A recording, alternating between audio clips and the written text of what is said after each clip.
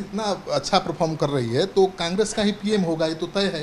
कांग्रेस के नेता सवाल भी उठाने लगे हैं, आवाज़ भी उठाने लगे हैं, गहलोत का बयान भी आया। नहीं तो हर कांग्रेसी चाहेगा कि कांग्रेस का पीएम हो। जेडीयू का एक एक वर्कर चाहेगा कि नीतीश जी हो जाएं। आरजेडी का एक एक वर्कर चाहेगा कि लालू जी हो जाएं, तेजस्वी जी हो जाएं। उसी तरह से लालू जी कैसे पीएम बन सकते हैं बताइए। अरे भाई, नेता जो है वो बने चाहे नहीं बने, लेकिन जो वर्कर है जिस पार्टी में, वो अपने नेता को चाहता है। उसमें क्या, उसमें कोई से कुछ नहीं होता है, दावा मजबूत होना चाहिए। नमस्कार, सिटी पोस्ट के इस खास पेशकश में आपका स्वागत है। खास पेशकश इसलिए कर रहा हूँ कि खास मेहमान हैं। जी हाँ, कांग्रेस के प्रदेश अध्यक्ष अखिलेश प्रसाद जी हैं मेरे साथ। अभी केंद्र सरकार ने जातीय जनगणना को लेकर अपना हल्फनामा चेंज कर दिया है। वो क्या मतलब है, इसका क्या संदेश है? देखिए, हम लोग तो शुरू से इस बात को उठाते रहे हैं कि भारतीय जनता पार्टी जातीय जनगणना नहीं चाहती है, नहीं कराने देना चाहती है। उसको हर तरह से अड़ंगा लगाने की कोशिश की, हाई कोर्ट, सुप्रीम कोर्ट। लेकिन खास करके कल जब सुप्रीम कोर्ट में जो हलफनामा दाखिल हुआ, उसके बाद से तो उनका चाल चरित्र चेहरा सब बेनकाब हो गया कि वो नहीं चाहते हैं कि किसी भी तरह से बिहार में जातीय जनगणना हो। जबकि नीतीश जी के प्रयास से सभी दलों के लोग गए थे प्रधानमंत्री जी से मिलने, और उस समय सब लोगों के सामने उन्होंने कहा था कि अगर स्टेट चाहे तो करा सकती है। और अब फिर हलफनामा बदल रहा है।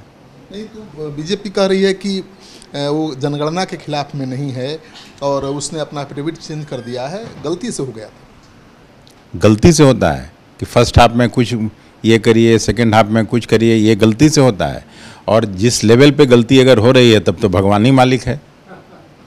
जातीय जनगणना से क्या सामने आने वाला, क्या फ़ायदा होने वाला है राजनीतिक दलों को और पार्टियों को? आपको नुकसान क्यों लग रहा है? ये सवाल जो हमसे आप पूछ रहे हैं, ये पूछना चाहिए आपको प्रधानमंत्री जी से, या जो उनके मातहत काम करने वाले लोग हैं उनसे पूछना चाहिए। सभी आप जानते हैं, आप एक निश्चित जाति में पैदा हुए, मैं एक निश्चित जाति में पैदा हुआ, सब लोग। तो उसकी संख्या अगर आ जाती है बाहर, तो उसके अनुसार फिर पॉलिसी बनाने में सरकार को मदद मिलेगी। अभी महागठबंधन यानी इंडिया गठबंधन बनकर तैयार है, तीसरी बैठक होने जा रही है।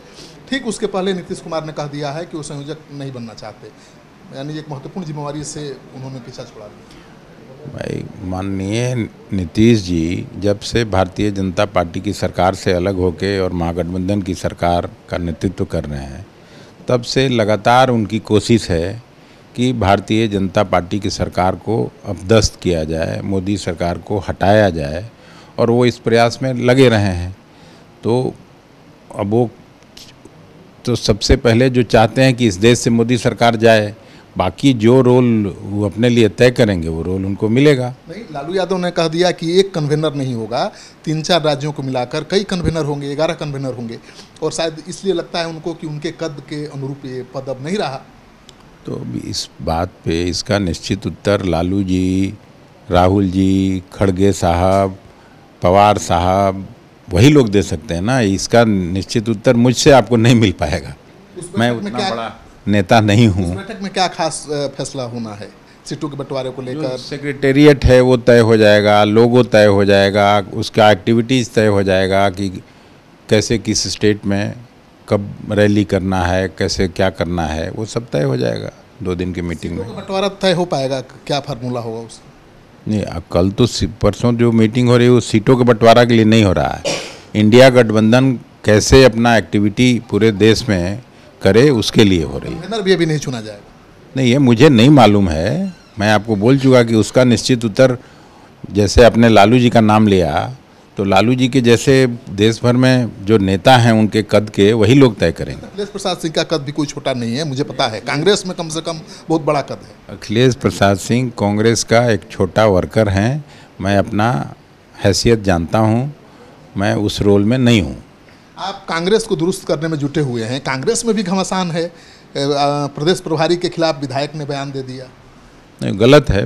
कोई भी प्रदेश प्रभारी के खिलाफ अगर बयान करता है तो वो कांग्रेस पार्टी उसको एक्सेप्ट नहीं करेगी। क्या कार्रवाई भी कुछ होगी?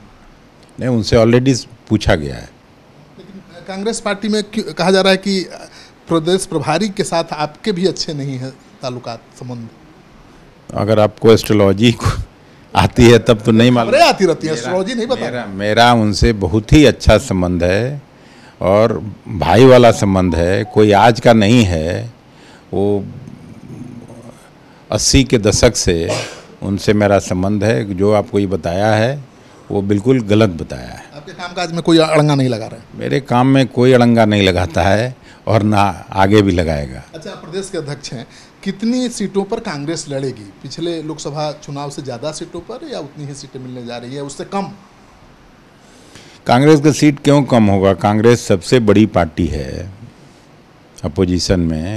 जो भी पार्टियां हैं, इंडिया गठबंधन की सबसे बड़ी पार्टी है। और कांग्रेस अगर हारी भी है तो हम लोग आज भी 80 के लगभग एमपी कांग्रेस पार्टी के हैं लोकसभा राज्यसभा में।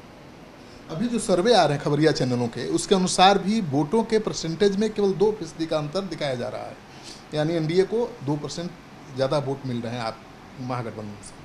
पता नहीं, अभी तो मैं सी वोटर्स का सर्वे देख रहा था। आप कहाँ से ले आए हैं मुझे नहीं मालूम, लेकिन उसमें तो महागठबंधन को बिहार में, बिहार की बात नहीं कर रहा हूँ, पूरे देश की बात। पूरे देश का, तो देश का मेरा काम नहीं है, मेरा काम बिहार का है। तो बिहार में भी उस सर्वे का यही है कि 7 सीटें मिलने जा रही हैं आरजेडी को, 7 सीटें मिलने जा रही हैं जेडीयू को और 2 सीट कांग्रेस को। ये आप उल्टा बोल रहे हैं। उसमें मैं जो सर्वे देखा हूँ उसमें 11 सीट बीजेपी को, 3 सीट एलजेपी को, 22 सीट आरजेडी जेडीयू को और 4 हम लोगों को दिखाया गया है। लेकिन जो परिणाम आएगा उसमें शायद ही एक भी सीट बीजेपी को मिल जाए। तो कांग्रेस इतना अच्छा परफॉर्म कर रही है तो कांग्रेस का ही पीएम होगा, ये तो तय है। कांग्रेस के नेता सवाल भी उठाने लगे हैं, आवाज़ भी उठाने लगे हैं, गहलोत का बयान भी आया। नहीं तो हर कांग्रेसी चाहेगा कि कांग्रेस का पीएम हो। जेडीयू का एक एक वर्कर चाहेगा कि नीतीश जी हो जाएं। आरजेडी का एक एक वर्कर चाहेगा कि लालू जी हो जाएं, तेजस्वी जी हो जाएं। उसी तरह से जी कैसे पीएम बन सकते हैं बताइए?